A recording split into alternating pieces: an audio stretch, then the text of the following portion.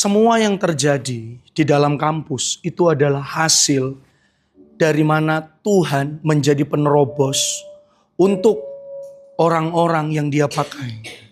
Papi mami itu alat perpanjangan tangan Tuhan. Kalau kamu lihat perumpamaannya, ilustrasinya Payo, sarung tangan, kalau nggak ada yang pakai, emang dia bisa buat apa?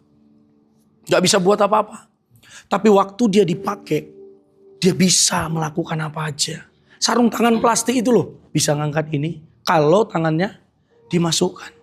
Kalau di Mika 2, kamu akan lihat begini. Bahwasannya Tuhan sebagai penerobos yang berjalan di depan menerobos. Papi mami itu dipakai Tuhan untuk melakukan satu restorasi. Restorasi itu apa? Perubahan yang sangat besar dan radikal untuk kampus. Pada akhirnya semuanya menjadi satu warna.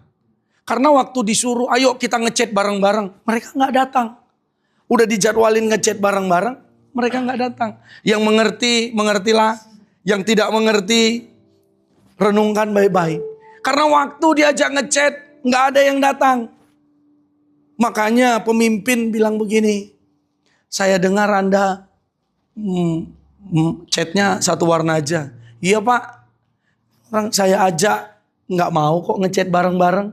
Ya sudah, tahu nggak? Kalau sekarang warnanya adalah warna yang seperti kamu rasakan itu adalah bagian dari mana Tuhan melakukan terobosan yang besar di kampus. Lewat siapa?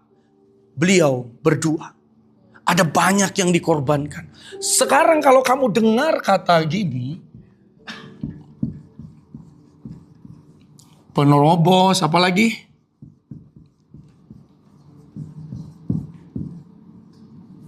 Apa lagi? Nah, penerobos, terobosan. Tahu enggak, Dik? Supaya kamu ngerti, nangkap. Waktu aku merenungkan ini, Tuhan, ini sebenarnya bagaimana supaya anak-anak ini mengerti.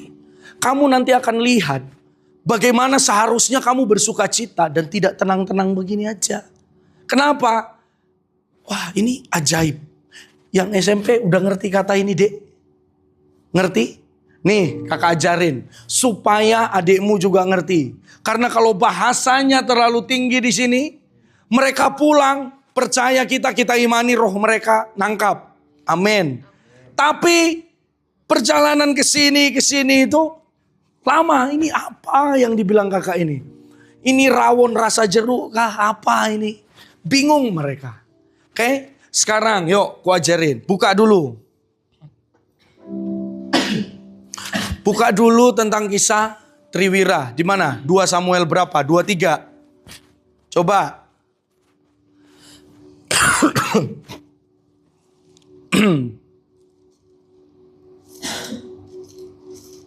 Dua Samuel 23 kalau tidak salah.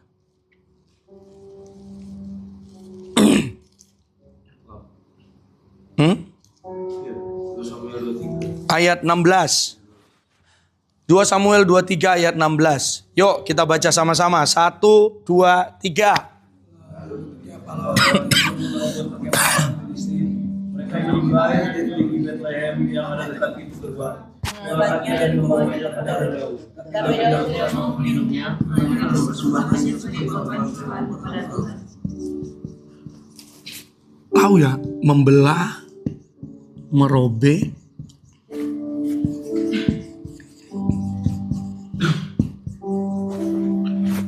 Di sini itu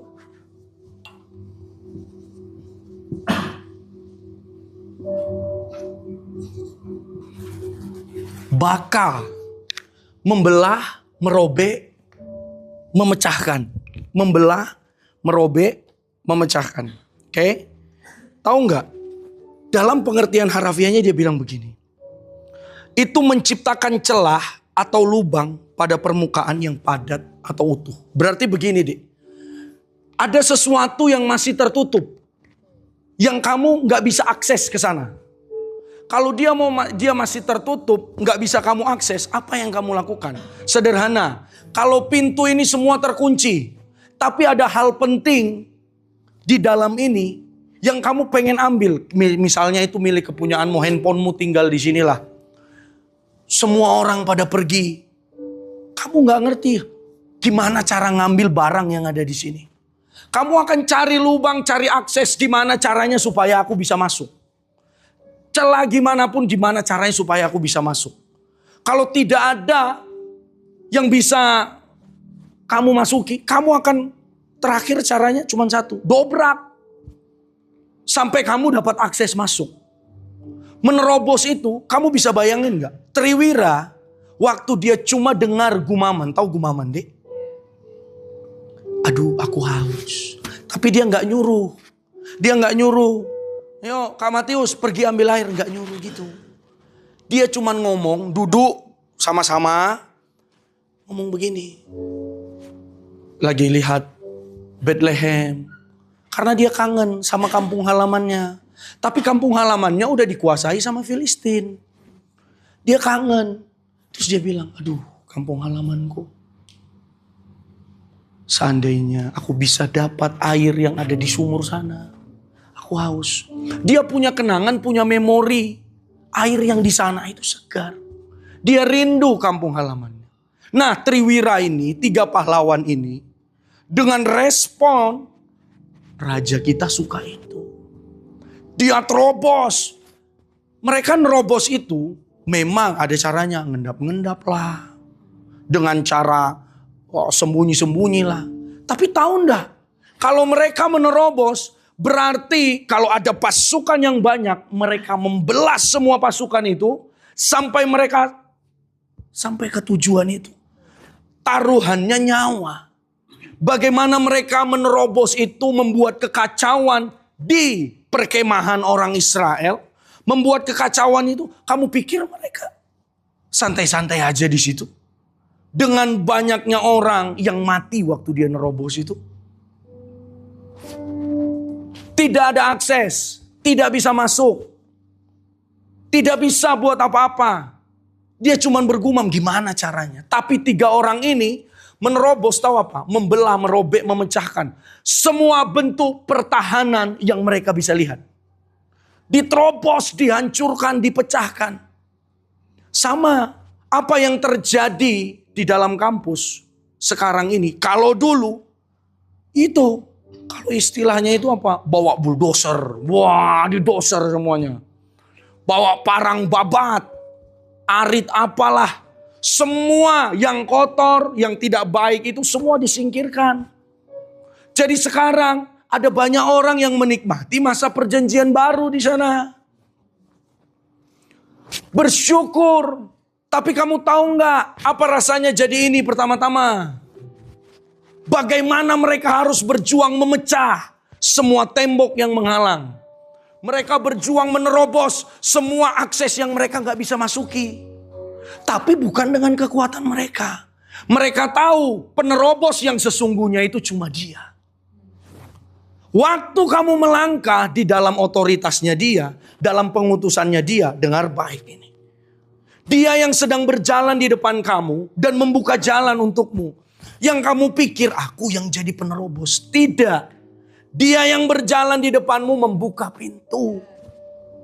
Dia yang berjalan di depanmu memecahkan semua penghalang-penghalang. Dia yang berjalan di depanmu menghajar semua tembok-tembok yang kamu gak bisa lewati. Karena kalau dia menerobos, dia harus menghancurkan. Kalau dibukain pintu bukan menerobos, bertamu. Kalau menerobos itu tanpa bilang-bilang. Langsung dihajar. Pak, emang kamu ada lihat kalau polisi gerebek? Permisi, saya mau tangkap orang yang di dalam. Nggak ada mereka sapa. Langsung tendang pintunya, masuk tangkap orangnya. Menerobos itu sampai begitu. Nih, bahkan menyiratkan bahwa jalan masuk itu tidak ada sebelum mereka menciptakannya. Jadi jalan masuk itu nggak ada. Tahu ya? Yang tertutup,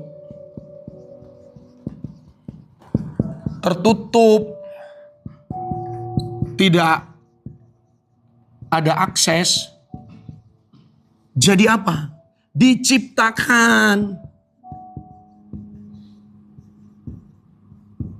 supaya ada akses. Tahu nggak? Untuk menghasilkan akses itu nggak mudah. Karena semua tertutup, tidak bisa dijangkau. Makanya ada orang-orang yang sudah mendahuluinya. Yang sudah jalan, yang sudah lakukan banyak hal, sudah berkorban, sudah mati di situ, sudah dihajar habis-habisan di situ. Sampai mereka dapat akses itu. Tahu, kalau diumpamakan sekarang itu cuman kunci. Kalau orang bilang sekarang apa? Itu kunci-kuncinya.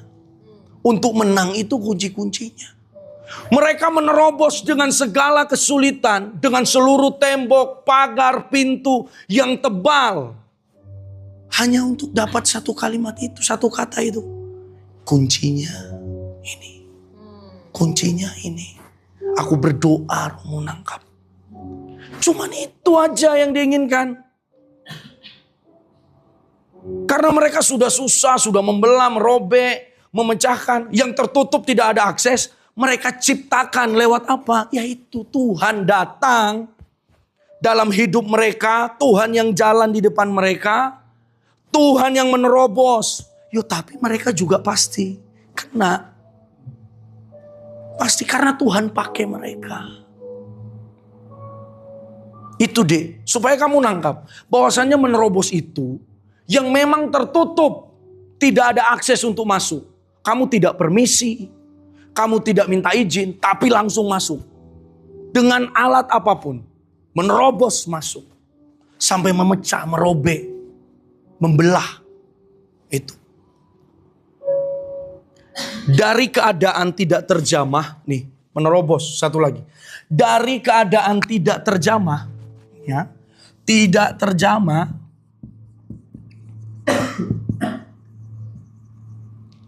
Menjadi apa? Dikuasai. Tahu nggak? Penerobos ini dari kamu nggak punya akses, tidak bisa untuk masuk, menjarah, mengambil, menawan. Nggak bisa, nggak ada akses masuk situ. Tapi waktu dia tidak terjamah, kamu datang dengan Tuhan sebagai penerobos. Dari yang tidak terjamah, kamu bisa kuasai. Tapi ini pertanyaannya. Kalau sudah dikuasai, selanjutnya apa?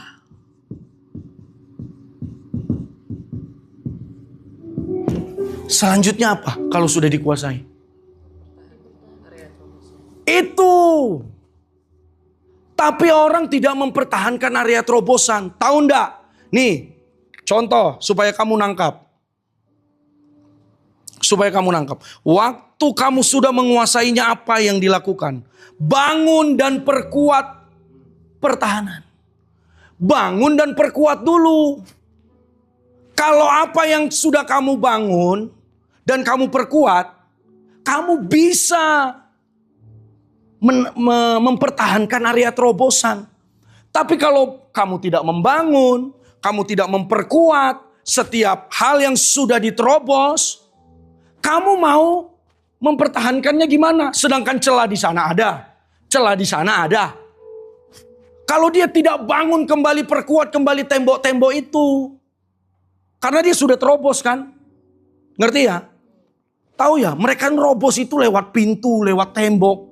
Tapi waktu mereka berhasil menguasai kota itu, tembok itu tidak dibiarkan berlubang.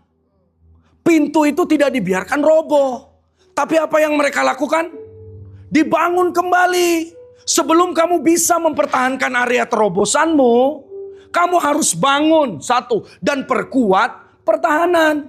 Artinya apa? Semua celah itu ditutup. Apa celahnya, Kak? Kita ambil STT Sangkakala. Masuk, banyak spirit bisa masuk lewat perzinahan. Itu ditutup. Caranya gimana? Ya dengan peraturan yang fisik. Dan dengan roh kamu berdoa, hardik semua spiritnya. Itu cara menutup setiap celah itu. Membangun kembali tembok perlindungan itu. Membangun kembali pintu-pintu yang tadinya roboh sekarang dibangun. Jadi semua celah yang sudah kamu robohkan tadi, sudah dihancurkan. Kamu bangun dan perkuat pertahananmu. Bisa nangkap?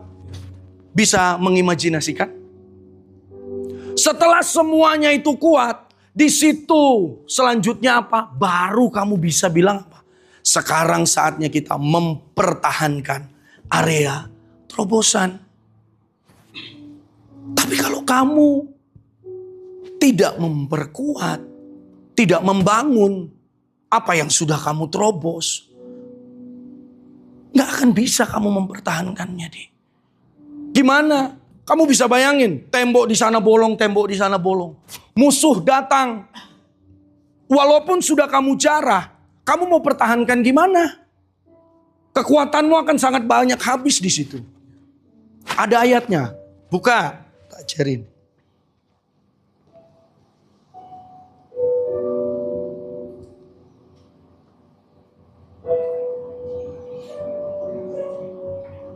Dua Samuel 5.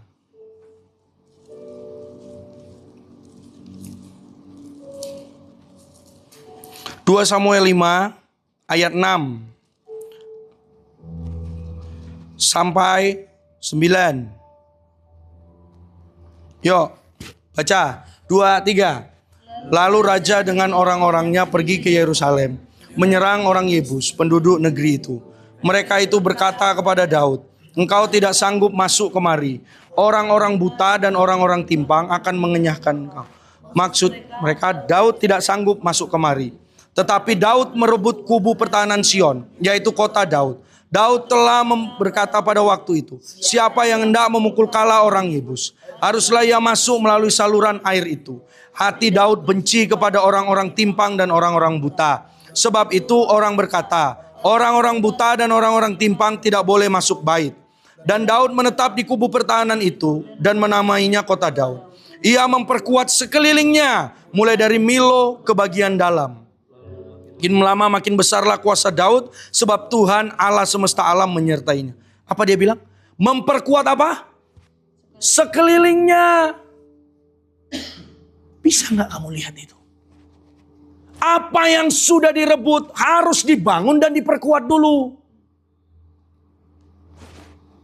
Itu kalau area terobosan itu bisa lihat ini.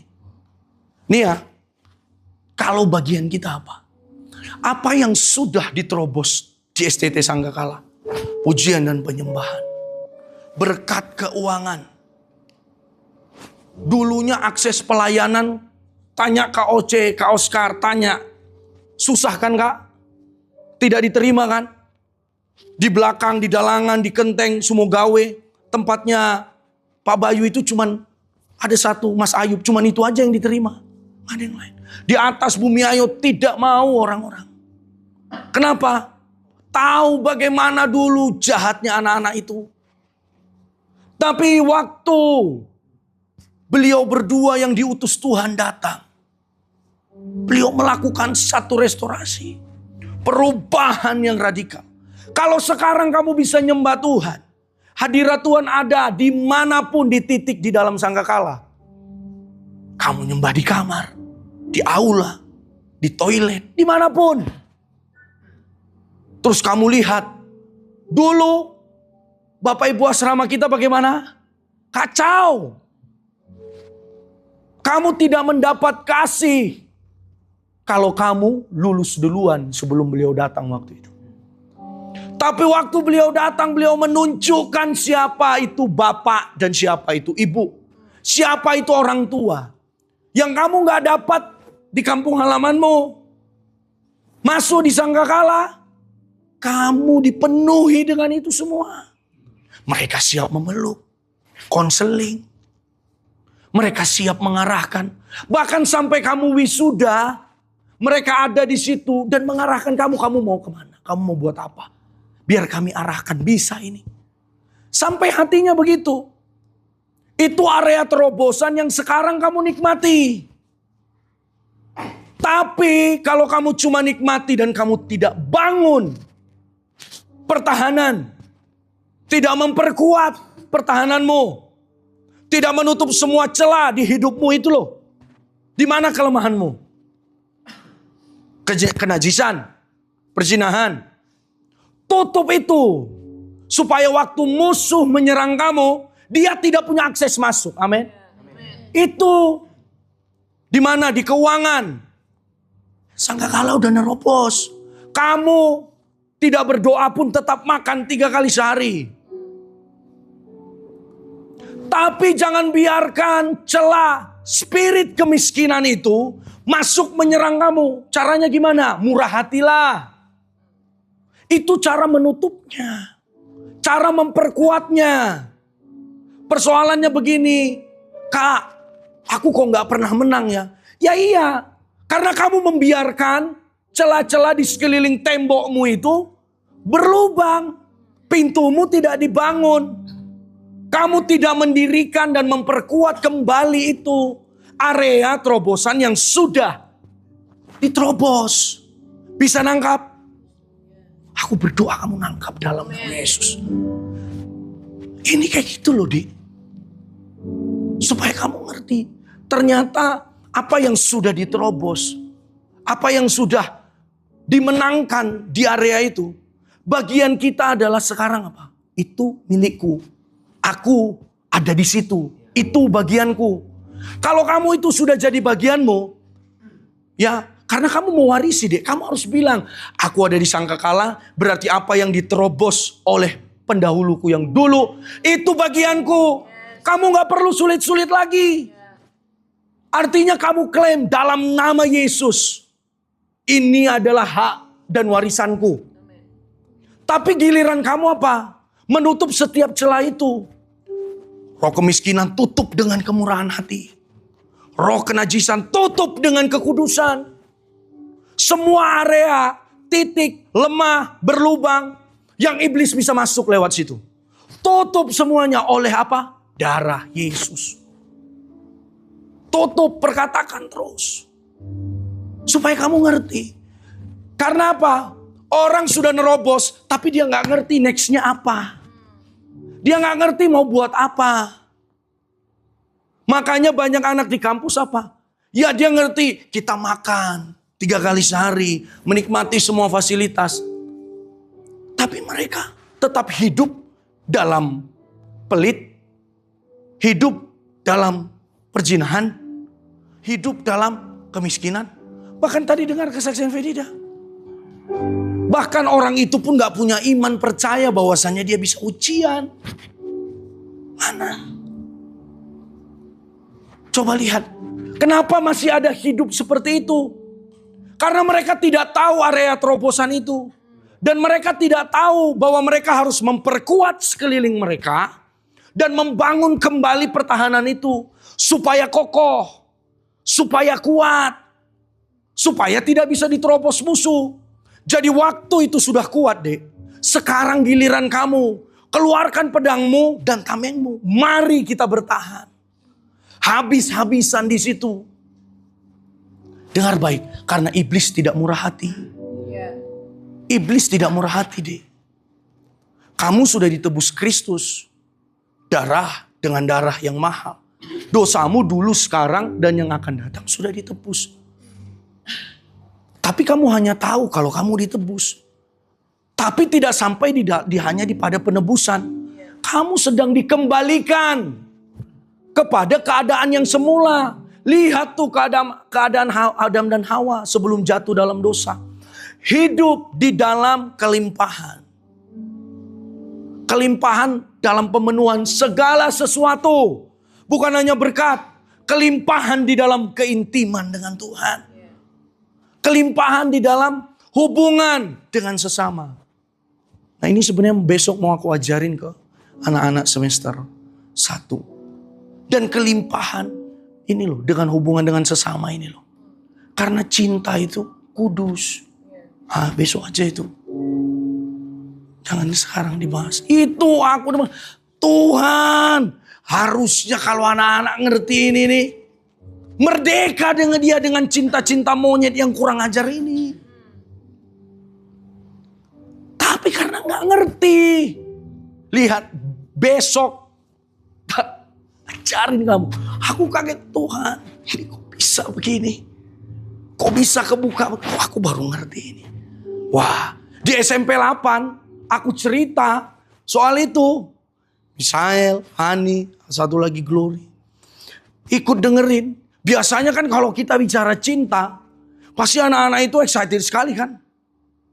Ini sepertinya mereka merasa tertuduh dan dianiaya di situ. Kenapa? Kebenaran itu yang ditunjukkan. Cinta itu begini, ini begini, ini begini.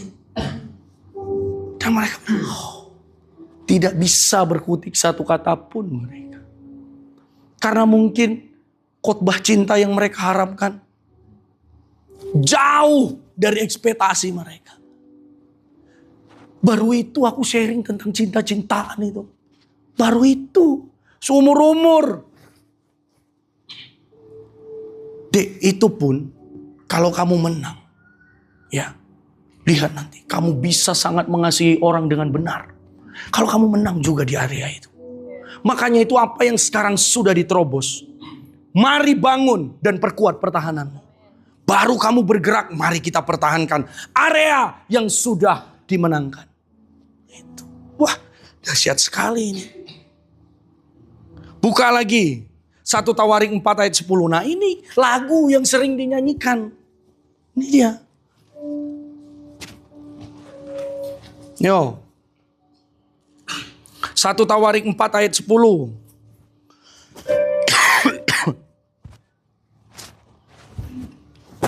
1 Tawarik 4 ayat 10. Baca 2, 3.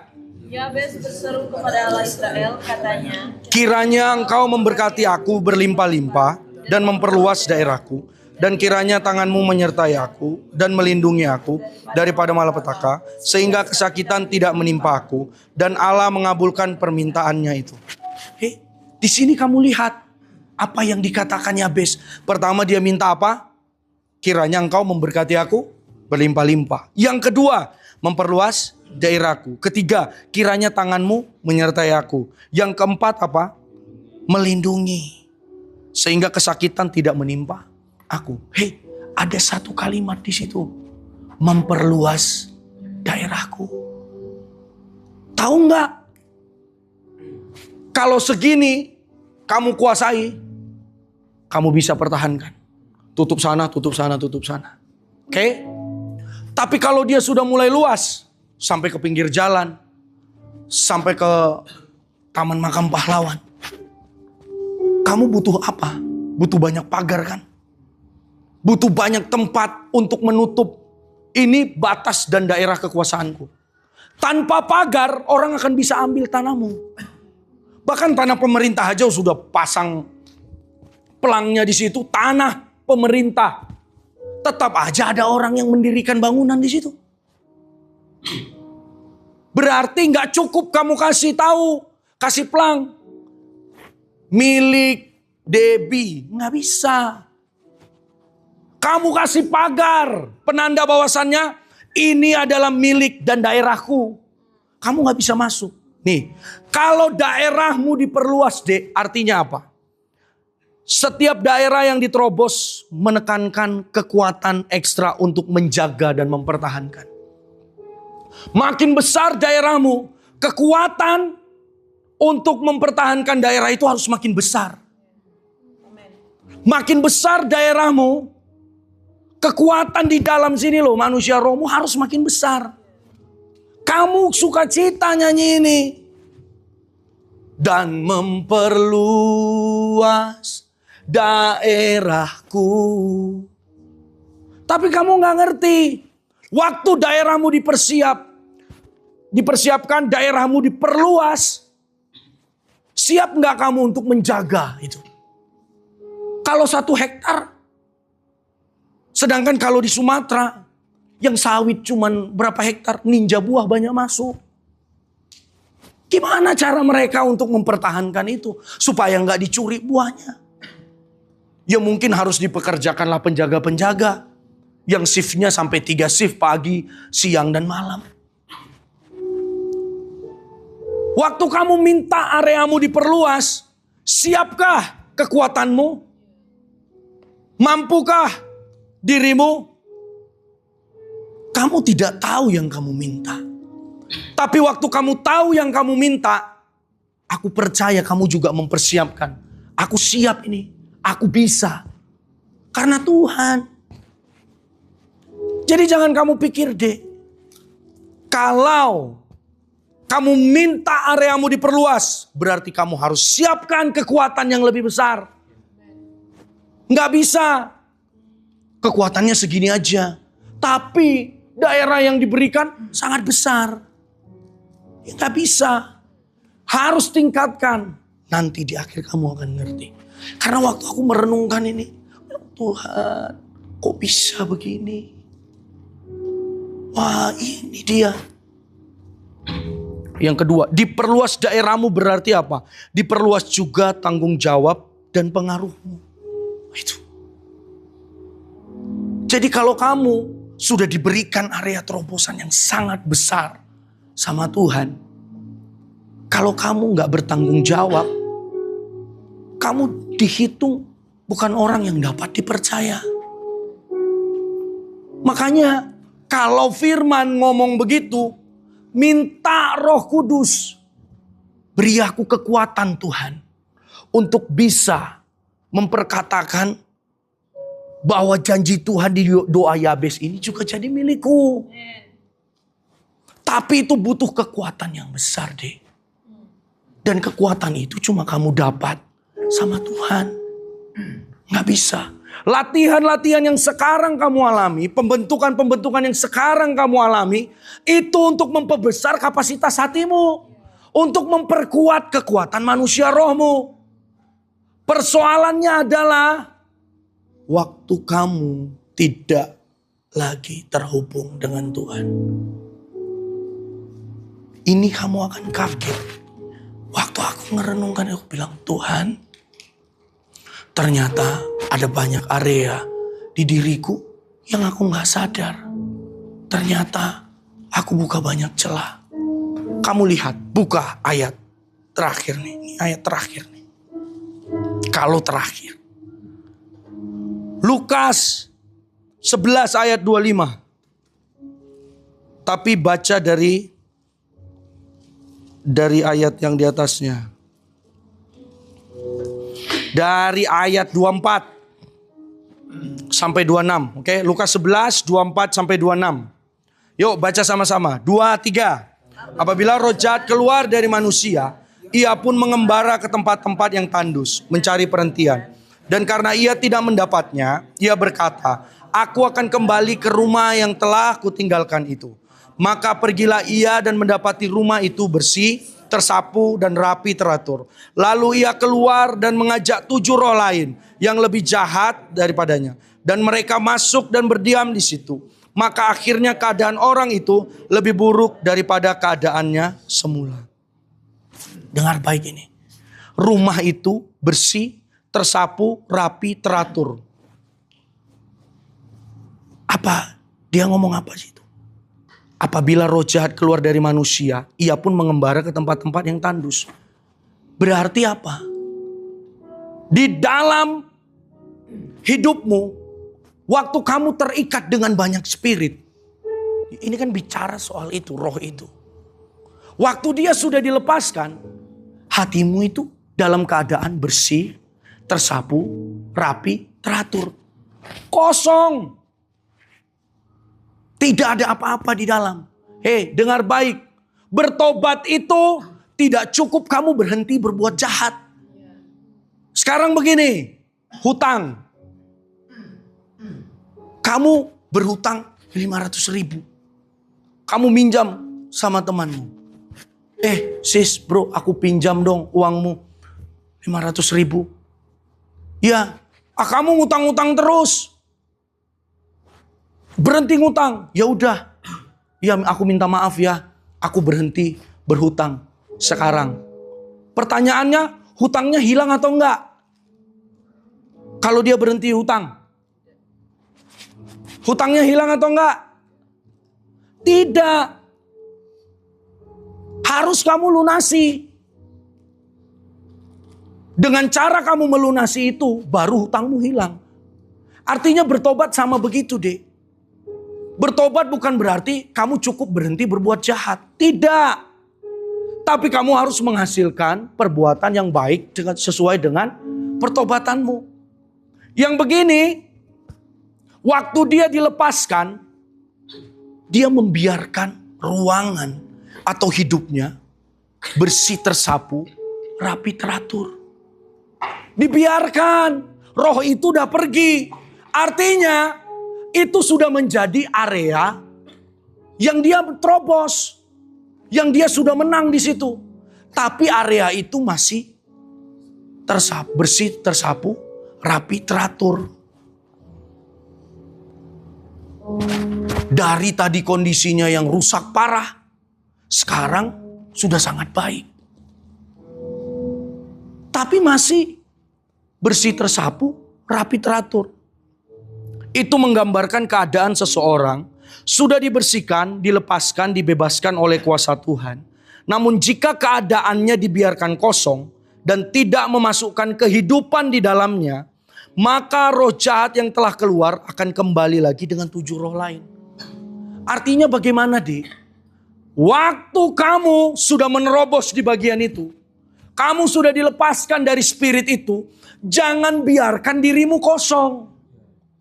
Isi dia dengan kebenaran. Karena waktu dia lepas dari roh itu, kebenaran belum masuk. Kebenaran belum hidup. Kebenaran belum dimanifestasikan.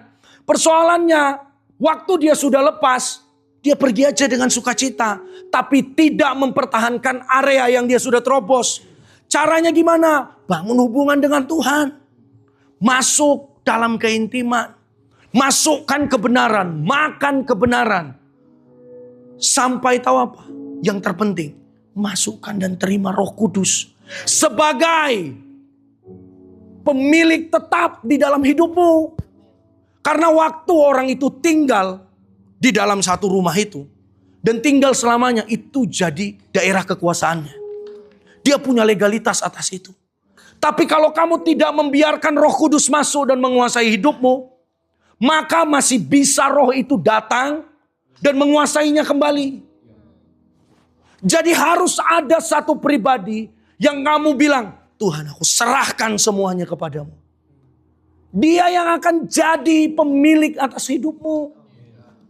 Yang kosong, bersih, tersapu, rapi, teratur itu akan diisi dengan seluruh kebenaran.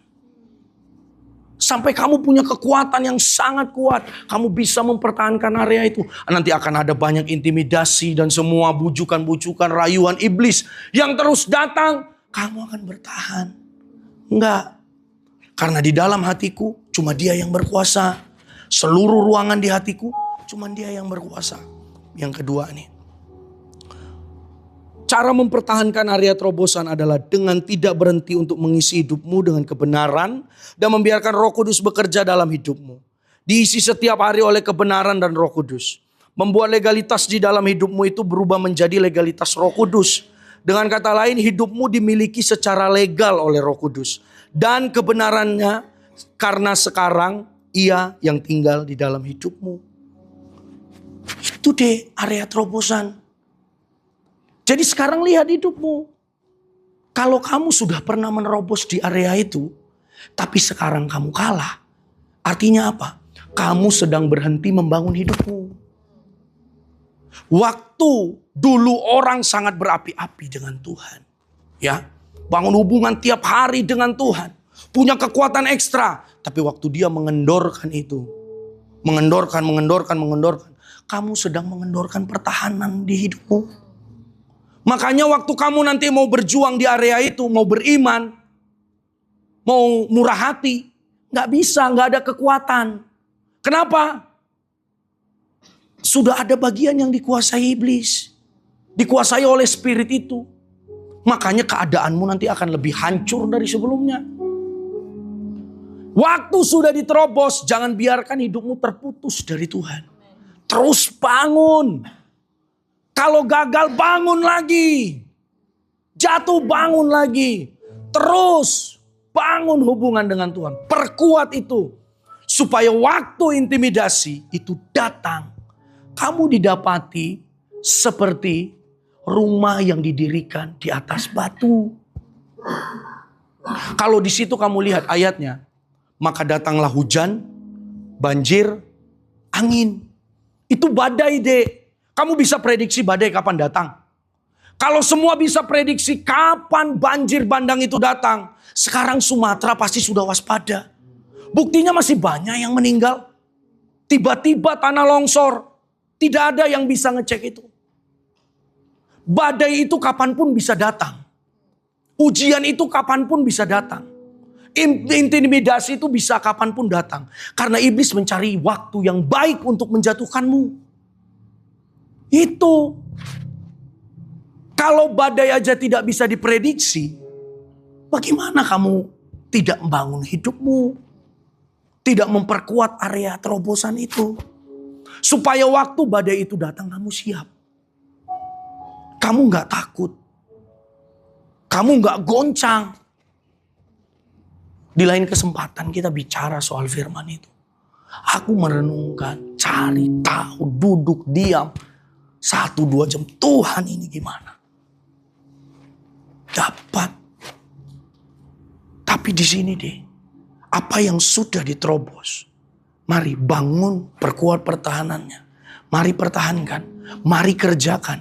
Mari jangan biarkan hidupmu kembali mau dikuasai oleh iblis-iblis itu. Oleh roh-roh jahat itu. Amin. Tutup Alkitabmu.